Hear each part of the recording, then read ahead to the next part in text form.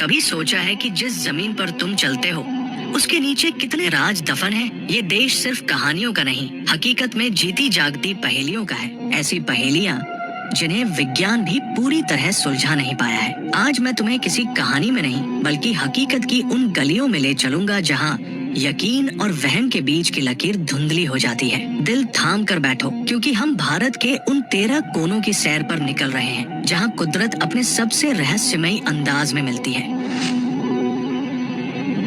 सोचो जरा, तुम एक नदी के किनारे खड़े हो, पानी की कलकल करती आवाज आ रही है और जैसे ही तुम्हारी नजर पानी के अंदर जाती है तुम्हारे रोंगटे खड़े हो जाते हैं। पानी के नीचे नदी के तल पर एक दो नहीं, 100-200 नहीं बल्कि हजारों की तादाद में शिवलिंग उकेरे हुए हैं। ये कोई सपना नहीं, ये हकीकत है कर्नाटक की श्यामला नदी की। इस जगह को सहस्रलिंग कहते हैं, यानी हजारों लिंगों वाली जगह। हैरानी की बात यह है कि नदी का बहाव सदियों से इन पत्थरों से टकरा रहा है। मानसून में पानी का वेग सब कुछ बहा ले जाने को तैयार रहता है, लेकिन ये शिवलिंग आज भी वैसे के वैसे ही है, साफ साफ दिखाई देते हैं जैसे इन्हें कल ही तराशा गया हो। लोग कहते हैं कि ये 19वीं सदी के किसी राजा ने बनवाए थे, जो एक महान शिव भक्त था। वो चाहता था कि नदी का पानी भी पवित्र होकर बहे, हर कंकड़ शंकर बन जाए। पर सोचो, उस जमाने में बिना किसी मॉडर्न मशीन के नदी के बीचों बीच पानी के बहाव को चीरकर हजारों शिवलिंगों को तराशना क्या कोई मामूली काम था? ये सिर्फ कलाकारी नहीं,